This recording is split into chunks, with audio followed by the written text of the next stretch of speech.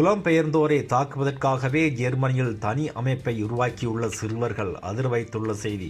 புலம்பெயர்ந்தோர் புகலிட கோரிக்கையாளர்கள் மற்றும் அரசியல் எதிரிகளை தாக்குவதற்காகவே அமைப்பு ஒன்றை உருவாக்கிய 5 பேர் ஜெர்மனியில் கைது செய்யப்பட்டுள்ளதாக செய்திகள் தெரிவிக்கின்றன.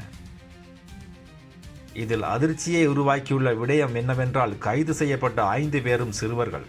லாஸ்ட் வேவ் ஆஃப் டிஃபென்ஸ் என அழைக்கப்படும் அந்த அமைப்பை உருவாக்கிய அந்த 5 பேரையும் ஜெர்மனியில் பல்வேறு பகுதிகளில் இருந்து காவல்துறையினரால் கைது செய்யப்பட்டதாகவும் அறிய முடிகின்றது.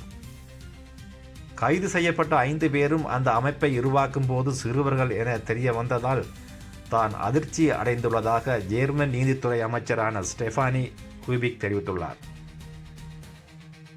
கைது செய்யப்பட்ட 4 பேரும் உள்நாட்டு தீவிரவாத அமைப்பொன்றின் உறுப்பினர்கள் என சந்தேகத்தின் பேரில் கைது செய்யப்பட்டுள்ளார்கள். 5வது நபர் அந்த அமைப்புக்கு ஆதரவு அளித்ததாக கைது செய்யப்பட்டுள்ளதாகவும் தெரிய வருகின்றது.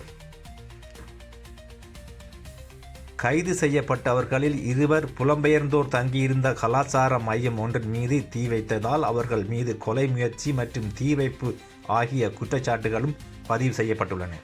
அவர்களில் மற்ற 2 பேர் புகலிட கோரிக்கையாளருக்கான இல்லம் ஒன்றின் ஜன்னலை உடைத்ததுடன் பட்டாசுகள் மூலம் அந்த இல்லத்தில் தீ வைக்க முயன்றுள்ளார்கள்.